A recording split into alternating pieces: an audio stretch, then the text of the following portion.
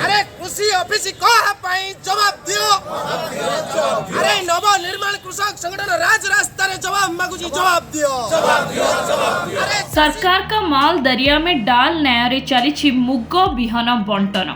गोटे पटे चाषी बिहन पाउनथिबा बेले अन्य पटे माले माले एनजीओ संस्था, जहा फल चाषी मानक मध्यरे असंतोष देखा देइछि।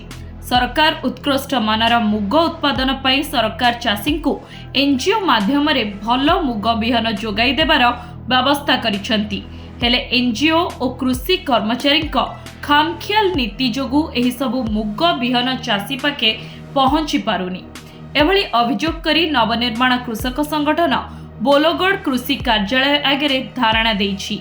बोलोगढ़ कृषि कार्यालय अंतर्गत 19 पंचायतर सरकारी मुग बिहन बंटन रे व्यापक अनियमितता होइतिबा संगठन दाबी करिछि। ताहा सहित चाषी माने मुग बुणी सारी एबे अमल करिबार समय आसीथिले मध्य चाषी को वर्तमान सुधा मुग बिहन दिया जाय नाही, जहाकु नै चाषी मध्यरे तीव्र असंतोष देखा देइछि। खोर्धारू प्रभात पाणिग्राही रिपोर्ट, धरित्री लाइव।